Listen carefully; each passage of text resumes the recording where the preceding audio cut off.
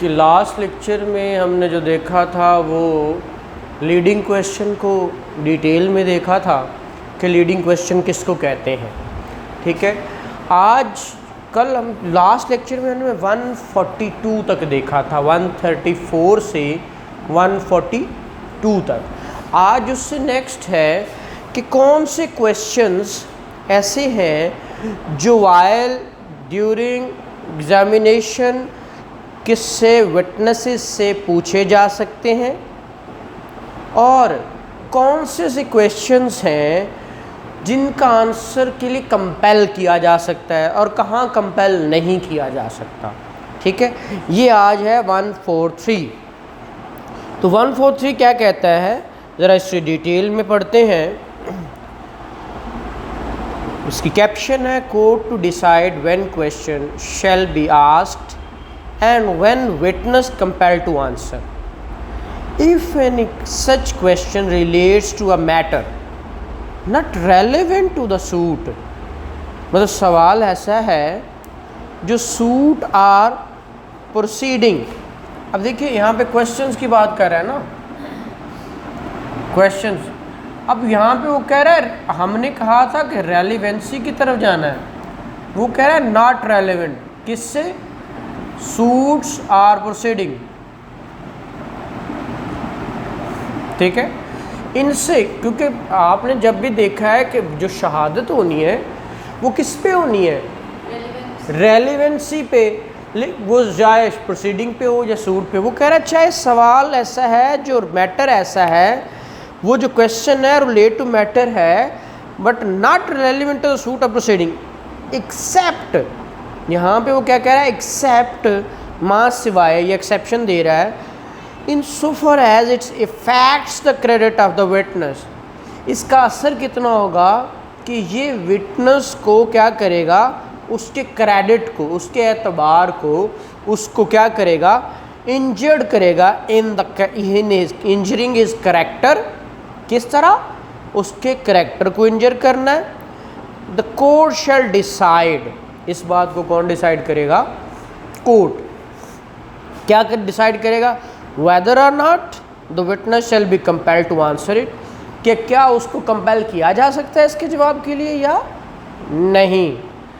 And may if it thinks fit warn the witness, उसको warning भी दी जा सकती है, that he is not obliged to answer it, कि भाई तुमने आंसर दिया भी तो इसको माना, इसको ओब्लाइज नहीं किया जाएगा।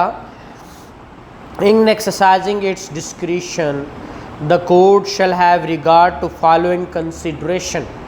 ये चीज़ें इस हद तक मद्देनज़र रखेगा, किन चीज़ों को, कि आया के सवाल का कंपेल करने का कह सकता हूँ या नहीं कह सकता। ये डिसाइड तो अल्टीमेटली किसने करना है? कोर्ट ने।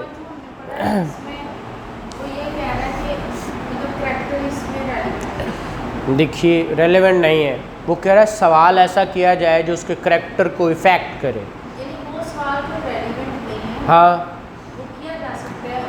हाँ, अब ये मतलब वकील साहब आइदर पार्टी में से पूछ लेते हैं, अब क्या उसको अलाउ करना है वो सवाल या नहीं। अब बात यह है कि अलाउ करने की इजाज़त किससे लेनी है, क्योंकि वो रेलेवेंट तो है, तो इसकी इजाज़त की ज़रूरत है। हाँ, किससे लेनी है? जज से। तो जज से इजाज़त लेने के लिए वो जज किन किन सूरतों में इजाज़त देगा और किन में नहीं देगा, वो अब सिचुएशन बताने की कोशिश कर रहा है वो। ठीक है, वो क्या कहता है? Number 1, such questions are proper. सवाल तो प्रॉपर है if they are of such a nature, इस तरह के हैं, that the truth of the imputation, imputation इल्ज़ाम को कहते हैं, जो उस पर इल्ज़ाम लगाया जाता है, कन्वेड बाय दैम, उस पर जो लगाए गए हैं, would seriously affect the opinion of the court as to the credibility of witness on the matter on which he testifies. जिसके बारे में शहादत देने आया है, उस पर जो सवाल किया जा रहा है, वो उसका जो इंजर किया जा रहा है वाकई ही वो सीरियसली इफ़ेक्ट कर रहा है, तो कोर्ट की ओपिनियन इसकी क्रेडिबिलिटी शेक करने के लिए है, तो फिर कोर्ट क्या कर सकता है, उसको कंसीडर कर सकता है whether it is compelled to answer or not. इन चीज़ों को मद्देनज़र रखते हुए पहली बात कर दी। अगली, such question are improper.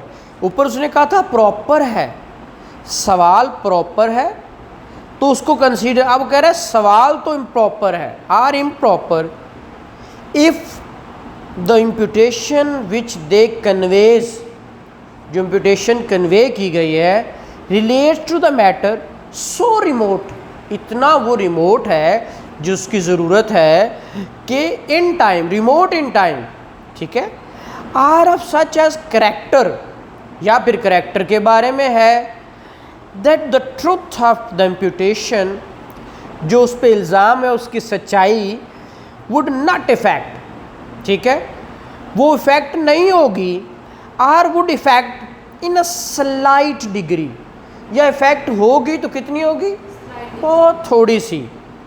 The opinion of court as to the credibility, तो यहाँ पे भी उसकी क्रेडिबिलिटी, इस मैटर को जो टेस्टिफाई करना, यहाँ पे भी कोर्ट की ओपिनियन ले जाएगी। देखिए ओपिनियन देनी है ना कोर्ट ने, पीछे प्रॉपर था जो वो भी सीरियसली इफेक्ट कर रही थी, अब यहाँ पे इम्प्रॉपर है लेकिन उसके करैक्टर को या तो वो कर ही नहीं रही, तो अगर कर रही है तो कितना, इन अ स्लाइट मैन, हाँ हाँ, वो फिर ओपिनियन देगा वो कंपेल करना या नहीं करना।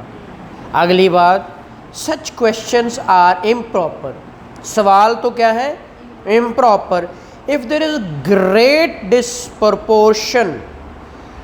डिस्प्रपोर्शन है, तनासुब नहीं है, between the importance of the imputation, उसके इल्ज़ाम की इम्पोर्टेंस, अहमियत पे, made against the witness's character and the importance of his evidence, character और एविडेंस के दरमियान उसने तनासुब देखना है, तो फिर वो क्या करेगा, उस पर कंसीडर करेगा।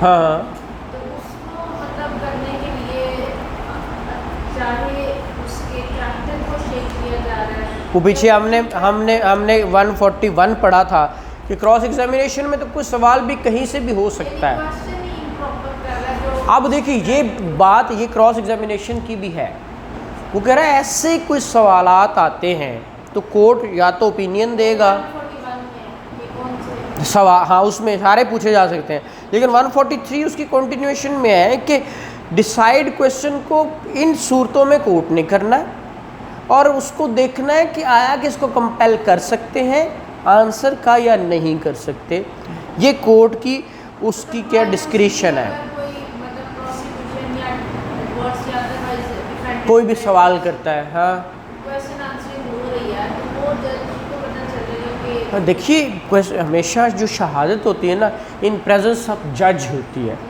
ठीक है, या लोकल कमीशन वहीं पे कोर्ट कमीशन अपॉइंट कर दिया था, वो बाय द कोर्ट है, तो वो भी उसके पास पार भी एज ए जज ही होती हैं, ठीक है, तो वो चीज़ें इसको देखता है, ठीक है। और आगे है जी, द कोर्ट में if it sees fit draw from the witness refusal to answer, अगर वो समझता है तो क्या करेगा, ड्रॉ करेगा क्या, द इन्फ्रेंस दैट, नतीजा, the answer if given would be unfavourable. उसने कहा जो सवाल उसने किया उस कोर्ट ने उससे नतीजा आखिर से ये किया कि अगर, क्योंकि उसने जवाब नहीं दिया, अगर जवाब देता ये इसके ख़िलाफ़ आता तो इन चीज़ों को कोर्ट क्या करेगी, मद्देनज़र रखेगी, कंसीडर करेगी। तो ये वो क्वेश्चन थे जिनको वो कह रहा है। और 144 क्या कहता है, नहीं ये इसी के कंटिन्यूशन में, इसलिए मैं ये ज़रूर है, बस ये करेंगे।